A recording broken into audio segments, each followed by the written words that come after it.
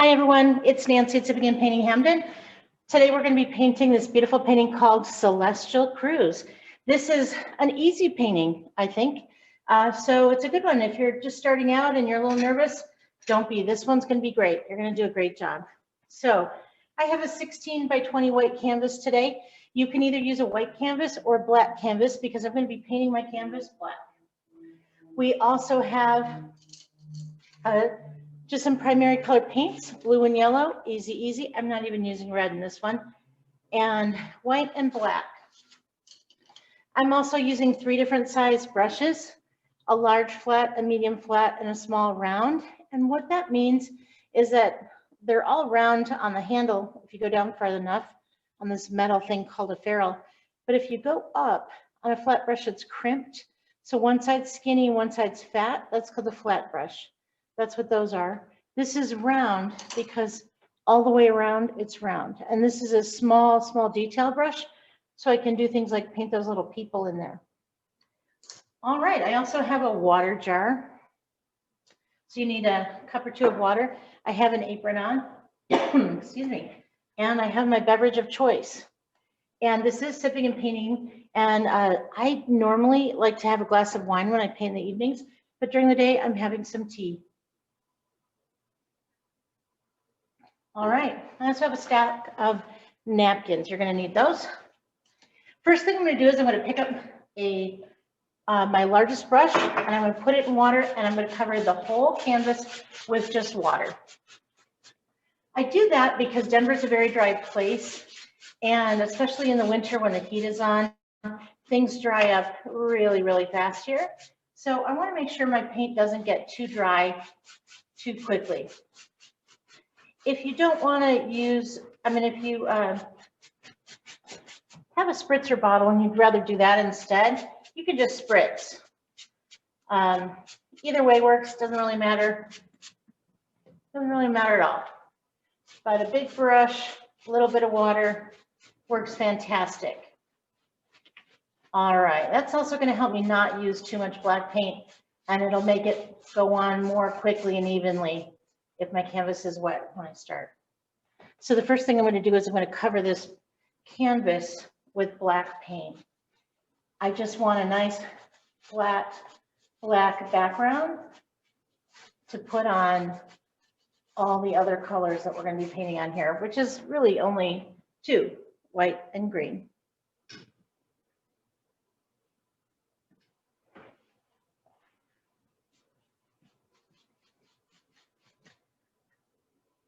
So it's a really pretty painting, considering how simple the colors are. The color palette, super easy. That's when you have a simple color palette like that, that makes it easier to paint. When you're going back and forth between 10, 12 different colors, it gets more difficult. We like to just use, in our YouTube video classes, we just use 5 basic colors of paint, primary colors. And the reason I do that is, 1, it makes it easier for us to make our kits and sell our kits. But 2, you can make any color under the sun, with the exception of metallics and neon, which are a little different, but any color out of your primary paint. So we have about 500 different paintings that we do here at our studio. And I would say there's only a few of those 500 that require neons or metallics. So if you just have primary yellow, primary blue, primary red, black and white, you are good to go. And sometimes the tubes don't say primary. They might say something like, for phthalo blue, for good blue, that's a good basic blue is phthalo blue. That's a nice one.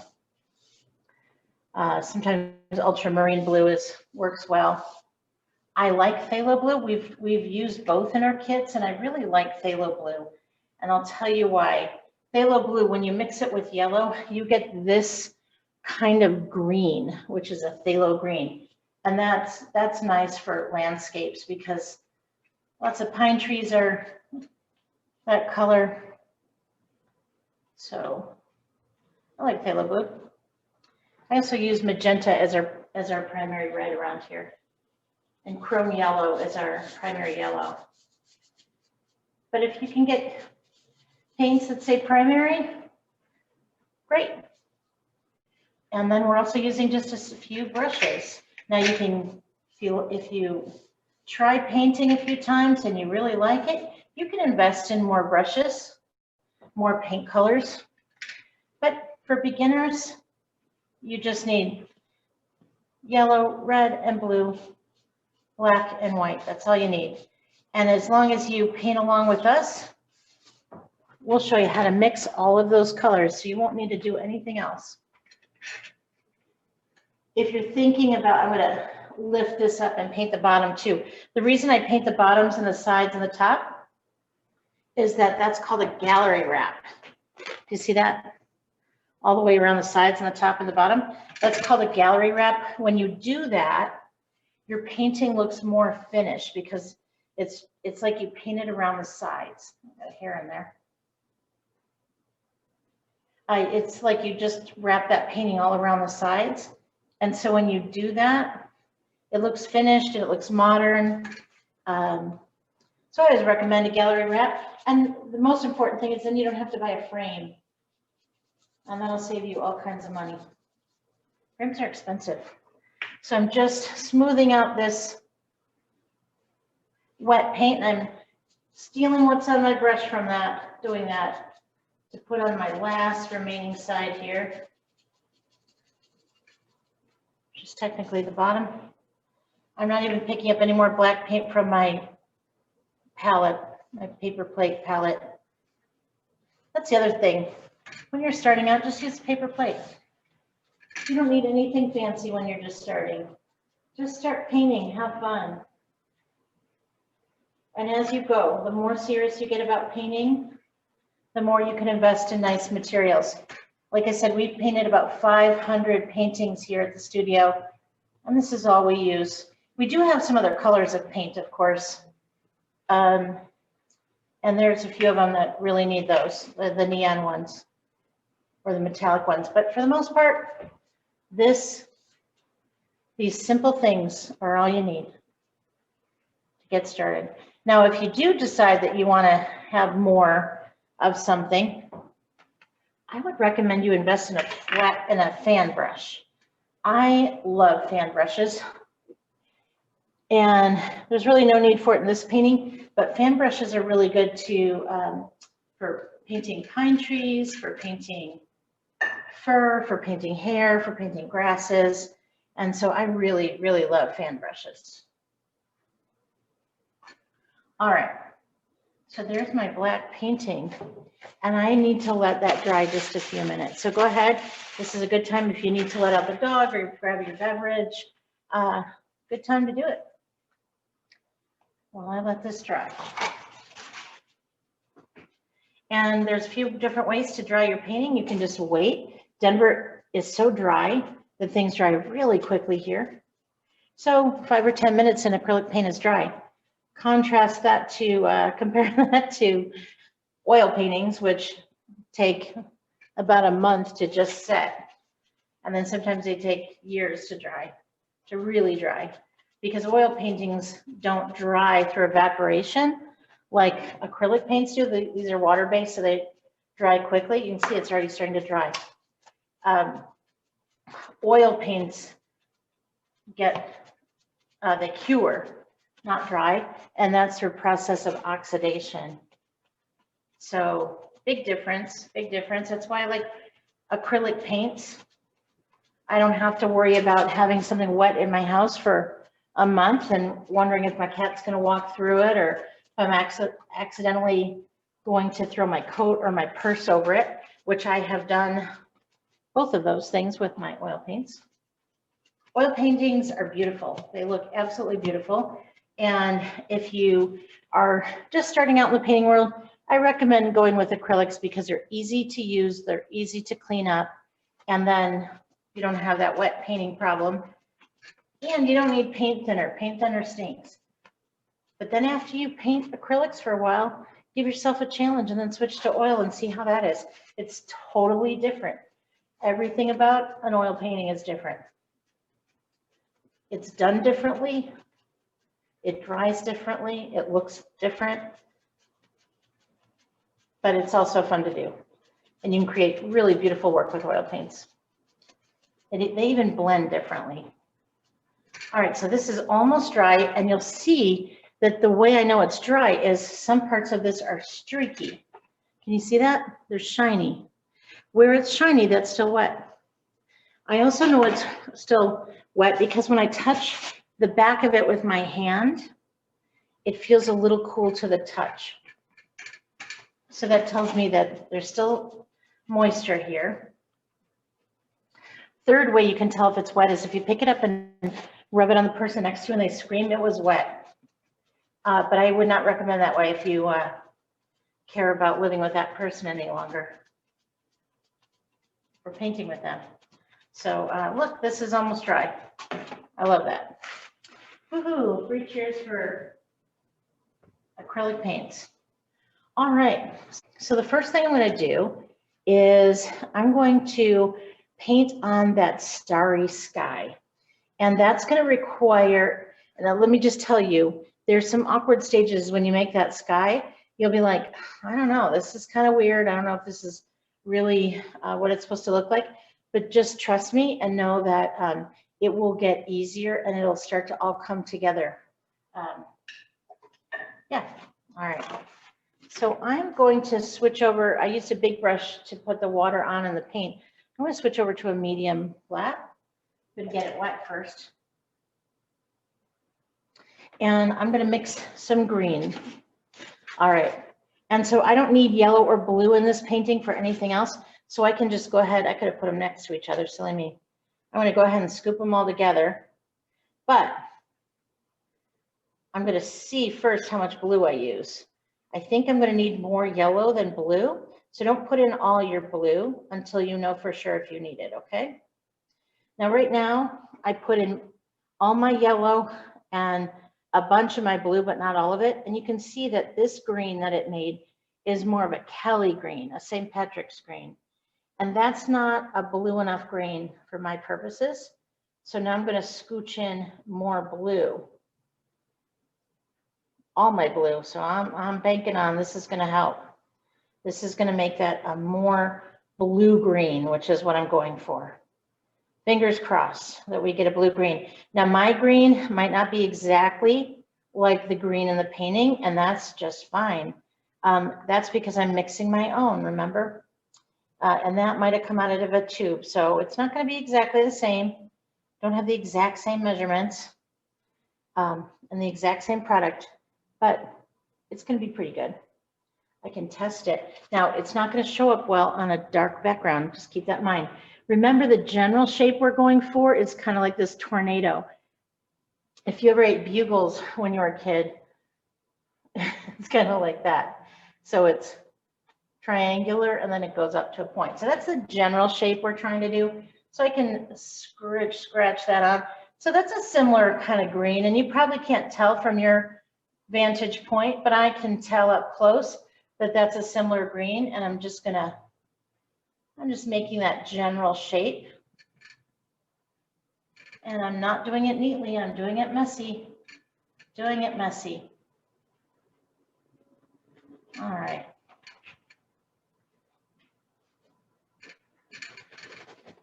All right.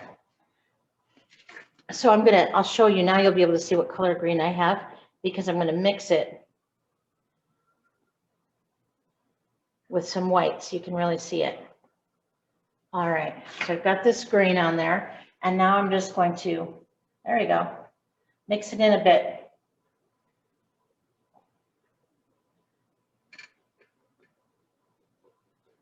That's awfully bright. I'm going to have to tap that down a bit. But you can see the color now. You can see the color. I'm just using my medium brush to making swirls. I want some mist. I want mist. I want it to look foggy. And I'm just mixing up my strokes, there's circles. I'm moving fast. I'm moving fast because I want this to put this on while it's still wet. So move fast. Move fast, have fun with it. Move fast, have fun with that paint. Misty, swirly.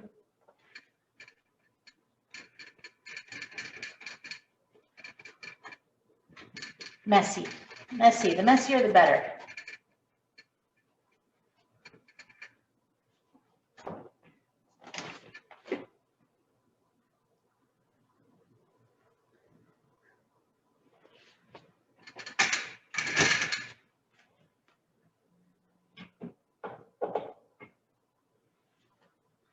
All right. Then I'm going to pick up more of that color and I'm going to start to put it down here below the horizon. So this is about 1/3 of the way up the canvas, approximately. It's below the midline. You don't want to put it at halfway, okay? Don't put your, I'm going to make it a little bit lower. Don't start your water halfway down. Make it about 1/3 of the way up the canvas. Maybe that's 35%, something like that, 40. Just don't put it halfway, okay? So until the midline, until the water line, it's just this swirly, messy, streaky green on black canvas. But then down here, I'm going to go back and forth this way. I'll add more to that later, but you can see it's back and forth that way.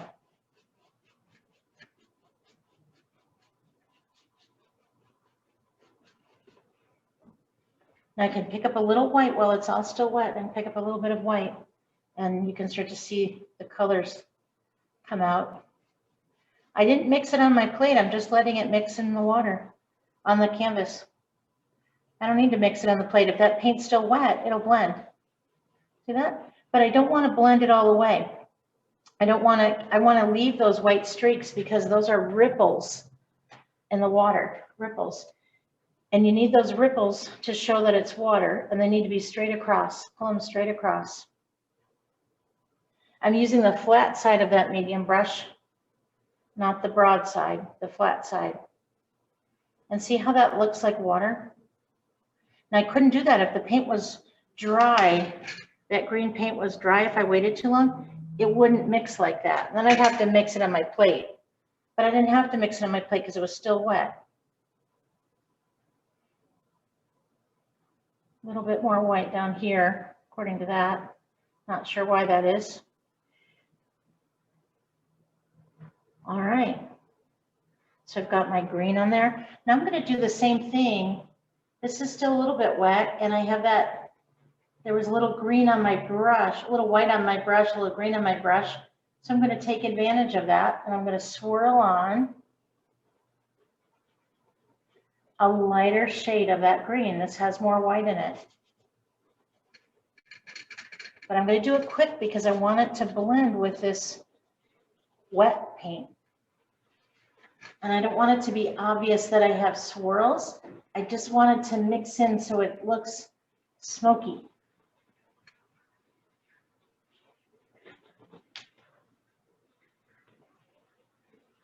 Picking up a little bit more green paint, a little bit more white paint. And notice I'm not doing it all the way out in that green. This is more toward the center because it's going to get brighter toward the center. And I'm moving my hand quickly because I don't want anyone to say that's where the color starts and that's where it stops. I want it to just kind of blend away like smoke would or like mist would. So I have to work quickly while it's drying. And at this point, my brush is dry. My brush is dry, but I'm putting enough pressure on that a tiny bit of it is still mixing with that darker color.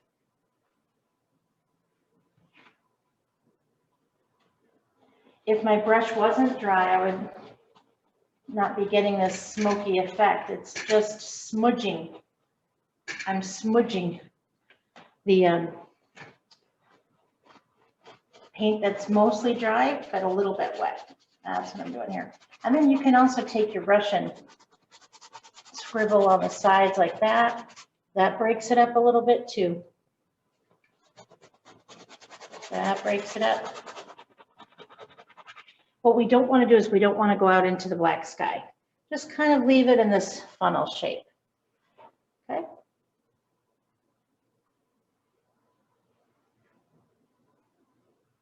You want to bring this line straight up underneath it though. That's the top of the water. Right there, that's the top of the water. Notice how this is kind of the opposite of the funnel shape. This goes up in a triangle this way, more or less. This comes down in a triangle this way. That shows it's a reflection. All right. Have a little bit more green on my brush.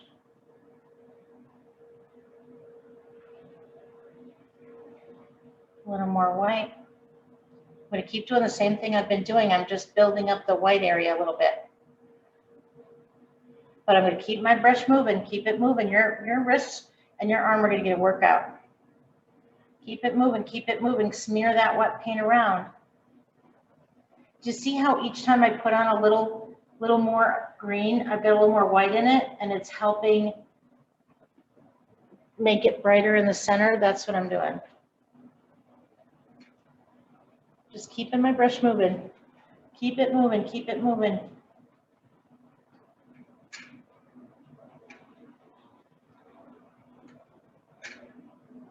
I'm making swirls, those are working for me. But if you don't want swirls, you can do crisscrosses like that. See that? Like a figure 8 or an infinity sign. See that? Or X's, something like that. That works as well. All I'm doing is, when I'm moving my arm like that, I'm tapping down that color so it blends. It's blending nicely into the other color, the other shades of that green. This I'm keeping flat down here. Do you see how it's already getting brighter?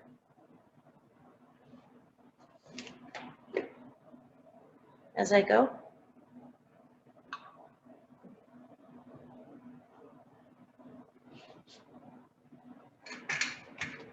I'm going to pick up a little more green, but this time with a little more white. I'm not going into the hard white right away because I want this smoky effect. And the smoky effect, it's kind of layer on top of layer. And if I went too quickly into the white, it looks like there's two separate funnels, where this looks like the smoke is mixing, dancing around, each layer's sitting on top of the others.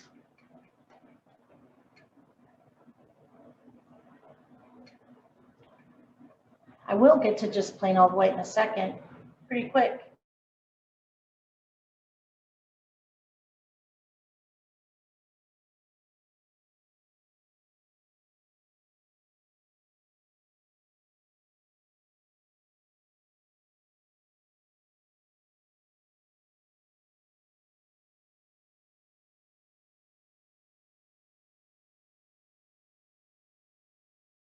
Pretty soon, each little layer is light, lighting up the natural moisture in the atmosphere.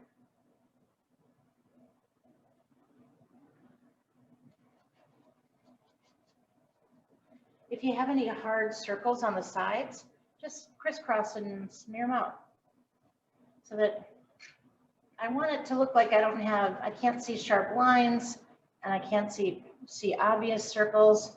I'm just kind of mixing them all up so that they blend into each other, and it's a variety of brush strokes. All right. So far, so good, right?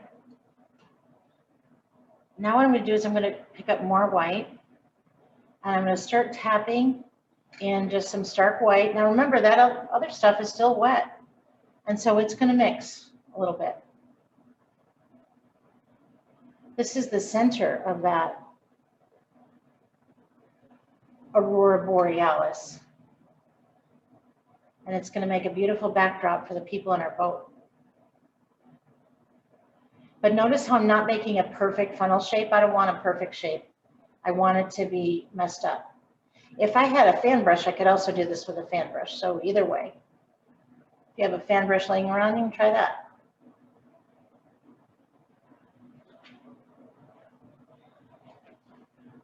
Keep it looking a little bit messy, not too orderly. And I could just tap, go in, back and forth, pick up a little bit more of those clumps. I'm just moving my hand quickly, quickly, quickly. And do you notice I'm even spinning my brush as I go? You might not be able to do that at first if you're not used to painting, but kind of helps break it up a bit. So I'm not getting the exact same looking tap in each time I touch that white. And I want to break this up a bit too, so it's not too predictable.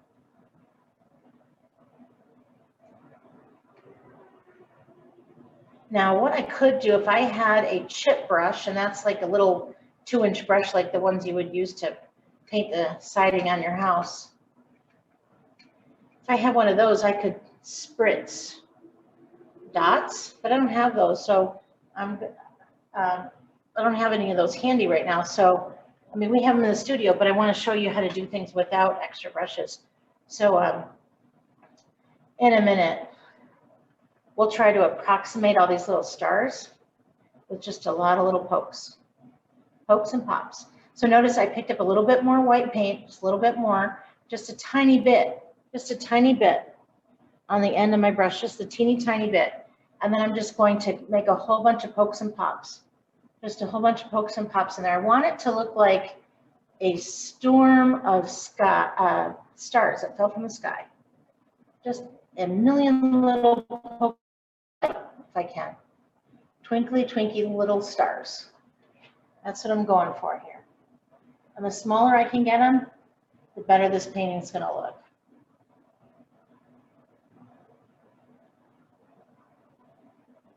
Just keeping my hand moving, lots and lots of pokes. Now, like I said, if you had a fan brush, put your paint on the end of the fan brush really, really lightly to get these teeny tiny little pokes and pops. Did you notice I haven't tapped into my white in a really long time? There was just a little bit of paint on the end of my brush, and I'm just using that same amount over and over and over, because these, I want so many little pokes and pops. This is called stippling, but there's almost no pressure. I'm not putting any pressure on my brush. I'm basically tapping it like a drum, because I want that ethereal, pokey look.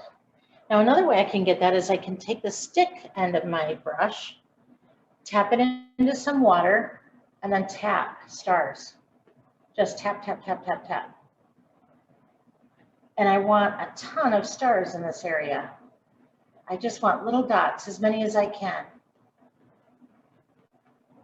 Now, like I said, if I had a chip brush here, I could spritz some spray of little circles. That tends to not work as well with that kind of brush. I can try it with a brush like this, see what I get. But actually, I don't think this brush is stiff enough, but we can try it so I can show you what I mean. I put it in a little water, and now I put a little bit of paint on the tips of my brush like that. And then rest my thumb there, and I pull back. And if any little, okay, I'm getting little lines. If any little pulling back, and you got to do it fast, pull back fast. If any little dots fly off it, that will create little stars. These nylon brushes aren't, they're just not stiff enough. You need a nice stiff brush to make it work. That's not going to work, but you know what? Using the bottom to tap, that also works. Another thing you can do, even if you have a bigger brush, is just use the tiniest touch available that you can. Just the teeny tiniest little touch. So I'm literally only touching that canvas with 2 hairs and some air, as Bob Ross used to say. Just the tiniest amount. Maybe a few hairs are touching. because I'm not putting any pressure, no pressure, no pressure. It's like you're putting aloe vera on a sunburned caterpillar, no pressure. And so if you do that, look, I'm just getting a dot or two at a time. And this is cumbersome. It's a little, you know, if you're an impatient person, you might not like this, but it's going to be beautiful. And we really don't have a lot more in the painting, to be honest with you. We've got that big, beautiful moon. We're going to do that in a minute. But so it's time consuming. Your arm's going to get a little tired. You're going to get bored with it. But you know what? It's really what makes the painting beautiful. The more little white stars you tap into this, and the smaller they are, the better it will look. So on the rest of the painting all around, I'm just going to make stars like this and different sizes all over. We're going to have a starry night sky. And I only poked it in once, but look at all the paint I'm getting. And the more I use this brush stick handle, the more, the smaller those stars will get. So I only put in one little pop of white, that's it. And look at all the stars I get from one little pop of white, and they're getting smaller and smaller. That's what I want. Putting them all over on this right side. And you can even, this is kind of fun, put on some music and just do this. Why not? Tap out your favorite song. Jingle bells, whatever, doesn't matter.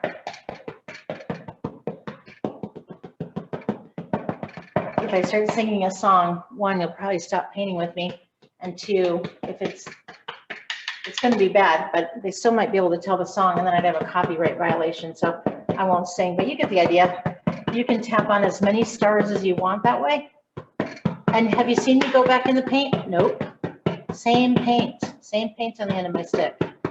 I'm just moving my painter brush around and putting some in the water too, because of course there would be reflections of stars in the water.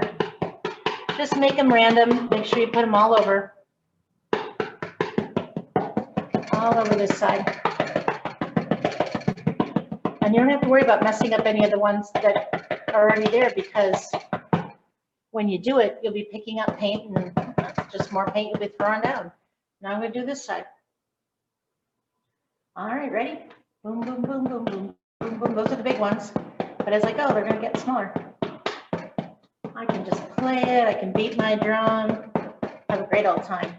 Now this is, remember what I said, if you don't do this, there's also that stiff bristles and the pulling back thing. Either way, doesn't matter. One gives you smaller stars than the other.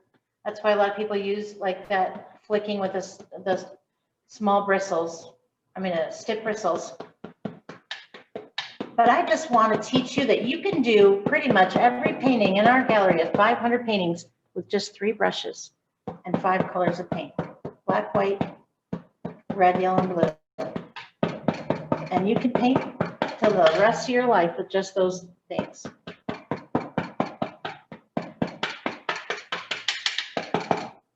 You can even do pour painting and all kinds of stuff.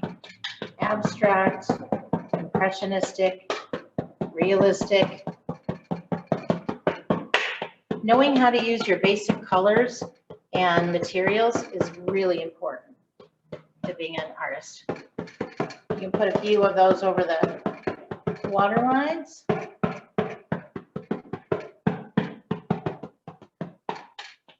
My neighbors are probably wondering, what the heck is she doing?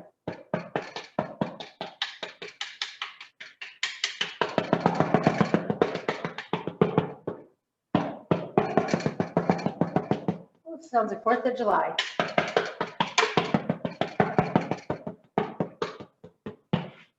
Cool, huh? All right.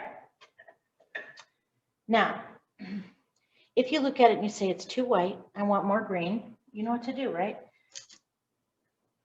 You just pick up a little more, put a little water on your brush first, then you pick up a little bit more of that green on your brush, green plus white.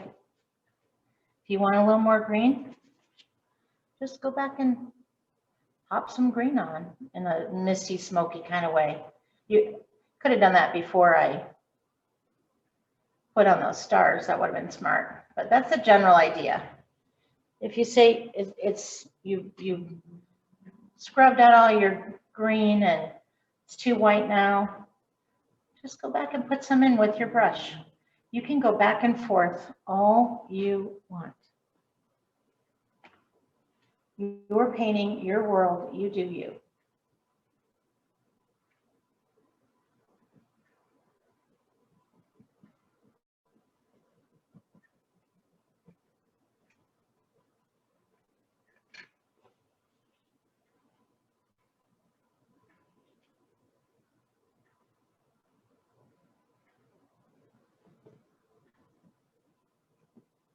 Tap it on, scrub it on, whatever you want. I'm tapping it on because I don't want to mess up too many of those stars. And I have so little paint on my brush right now that it is just kind of mixing with what's already there, and it's fine. But if you put too much paint on your brush and tap, it'll make a mess. So I'm being real careful that there's only a teeny bit of paint on my brush when I'm doing this. And so anyway, the bottom line is that's how you put more green back in. If you put in too much white, you just add a little more green back in. It's all good, it's all good. The beautiful thing about acrylic paint is that it's hard to mess it up. Whatever you do, you can just let it dry, paint white paint over it, just like you would use correction fluid. Let the white layer dry and paint over it like a new canvas. I'm a big fan of acrylic paint. All right. Okay, so now I'm going to make a moon, and you might be thinking, I don't want to dirty a mug. You can use a few things depending on the size of your canvas. You can use a mayonnaise lid. You can use a Dixie cup. You can use peanuts jar lid. Whatever you want. This is a milk cap. I would make a small moon. Use whatever you want for the size of the moon you want. Or I'll show you how to make a moon. So I didn't clean my brush very well, but I'm going to go ahead. The first layer is just going to be my dirty brush plus white. And I'm going to show you how to make a circle, a good circle.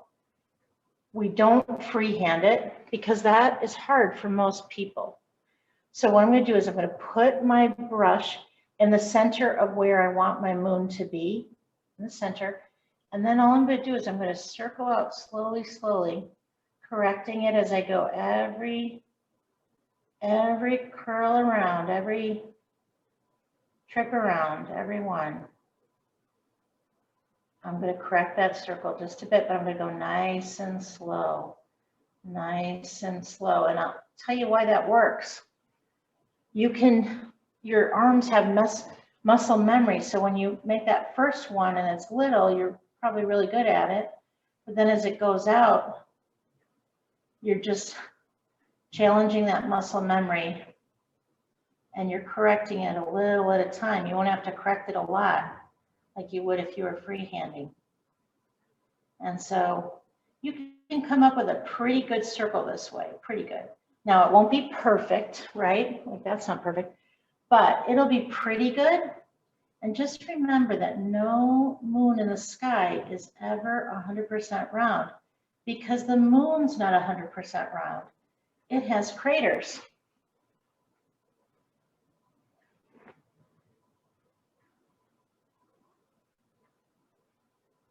Has bumps.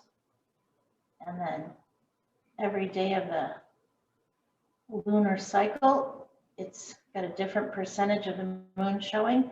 So no matter what you do, it's still going to say moon.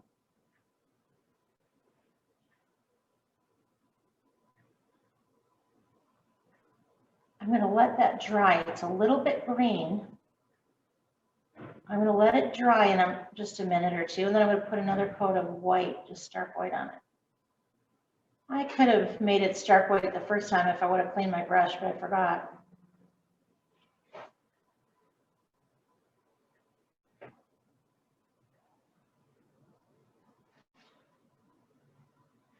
Notice how every time I pick up a little bit of white, I just start in the center and circle out again.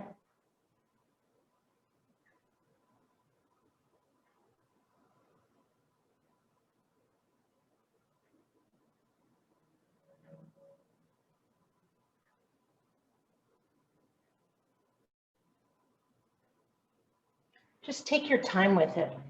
No one knows how to draw a perfect circle every time. I've never met anyone who could do that.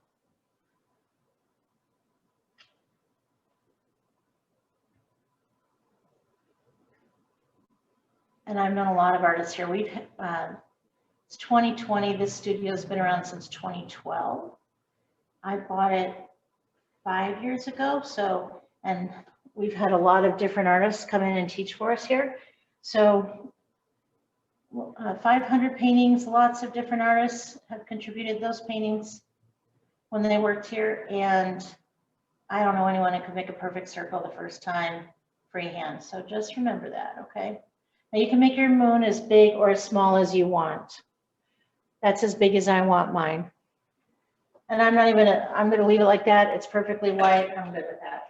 It's white enough.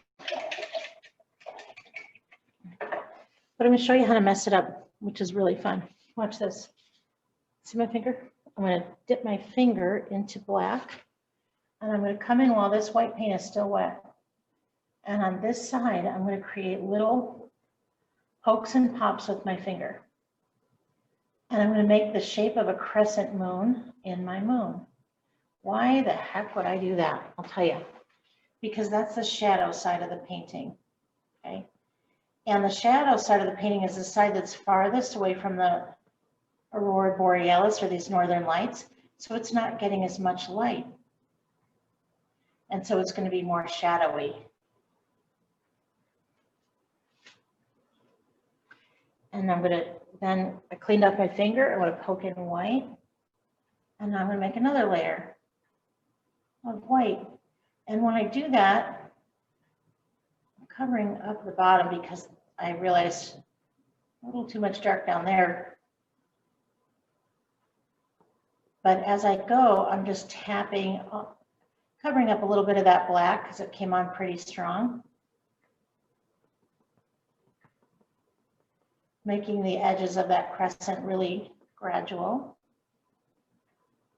And I'm just messing up those original fingerprints. What I want is shadow and bumps and texture on the dark side of the moon. So if you're a fan of Pink Floyd, you'll remember that he sang a song, I think it was him, The Dark Side of the Moon. I'll have to check my rock and roll trivia. But doing it with your finger that way, it's fun. And it looks very convincing that those are craters.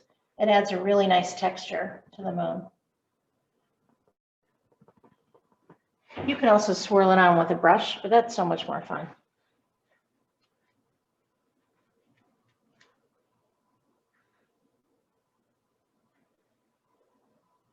Now, again, the difference between this painting and this one is this one used that brittle brush and then they flicked it back to get these tiny, tiny sprays. I did not do that. I used the end of my stick. It's different. It's a different look that way, but it's not a bad look. It's just a different technique. Whatever brush you end up using in general gives you a slightly bigger different technique. If I look at this and I say, you know what, some of those are too big, just take a little black or green on your brush and just tap them down. No one's ever going to know, right? Just looks like more of those lights. So you can take black and you'll just cover them back up. You can always go back and forth in a painting and change things. Again, that's what I love about acrylic paint. I love it. You can do anything. I wish other things in the world were this easy. I wish I could undo political votes and hurricanes and earthquakes in the world just by using some paint to cover it up and make it go away, but we can't. That's why we paint, so we can handle our stress and feel a sense of control over our one little part of the world. One little part of the world. And my one little part of the world likes to paint because I can control this paint and I can make it do all kinds of fun things. And I learn something new every single time. And the more you paint, the better you get.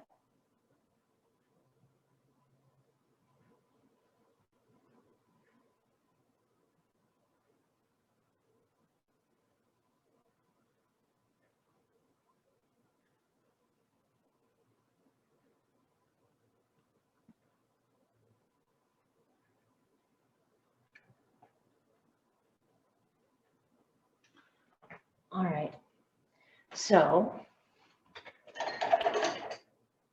I cleaned my medium brush, and there's still a little bit of that white paint in there. I can just go in with a clean brush if I need to and just tap out any clumps. If I don't like it, I can just use a brush to clean it up. But I let it set first. I let the paint dry a little bit first. I still have some craters and I want to keep those. I don't want to smear them all away. But if you don't like that look and you want to use a brush, let it set. Put that on there with your fingers and let it set. Or put it on with a brush, then let it set in dark clumps. And then if you want to soften them a little bit, you can with your brush. But let it set and dry 50% or so first. That's what I would do.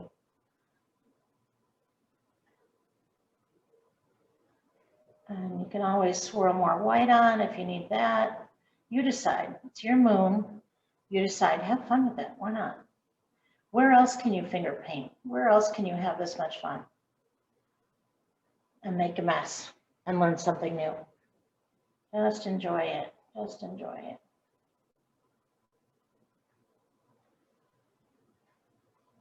The more you paint, the more you're going to want to paint.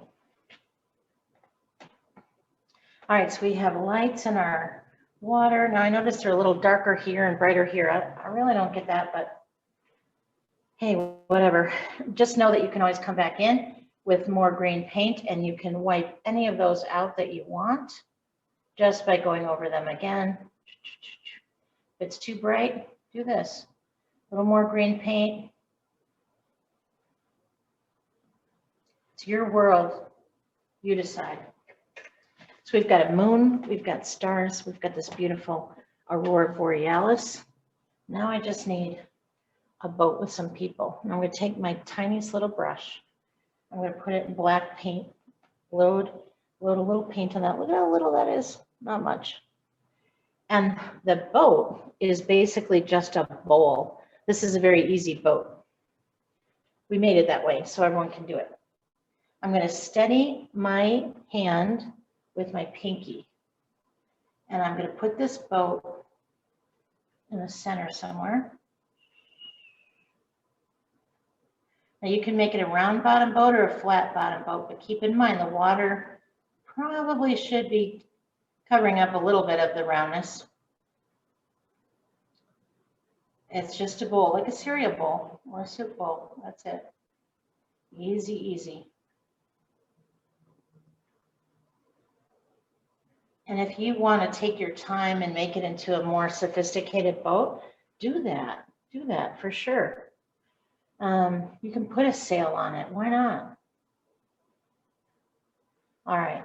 Again, I'm going to use my pinky and I'm going to go up about the width of the, little bit less than the width of the boat. And I'm going to make a little circle. That's one person's head.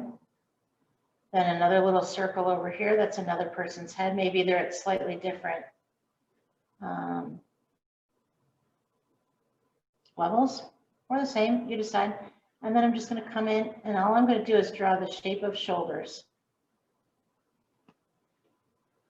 Like a wine glass upside down. That's all it is. The neck is like the stem of the wine glass. And then the other one is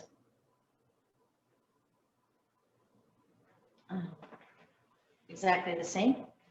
And if you're really good with your little brush and you want to put on hair or something, you can do that. Make it a man and a woman or two men or two women, whatever floats your boat. Ah, pun intended. Okay, so I've got this beautiful scene, and they're out on this romantic celestial cruise. That's what this painting's called, Celestial Cruise. So always look at your paintings from 5 feet away, see if you like them, and then you can tweak them. If you see something you don't like, you can always come back and tweak them. Always, always, always. That's why you're here, remember? You can also, if your white is totally dry, you can also go over any of it with the slightest little flick of your brush, just the slightest little flick and the tiniest amount of paint, just a smudge of paint, just a smudge, just a tiny bit. And you can always tap down any color that is too much, because I'm looking at it saying, I want more light to be right over them, to be like a spotlight shining. So I'm just taking a little bit of very watered down green paint, mostly water, and I'm barely touching the canvas, and I'm just kind of knocking down any white that is too bright off on the sides, because I want it to look like the heavens. Maybe they're getting engaged today. Maybe this is how they remember their engagement night. Maybe the heavens are shining down just on them. One of those once in a lifetime kind of moments. I want it to look like heaven said, okay, this is your special day. Your special date, your special day. All right.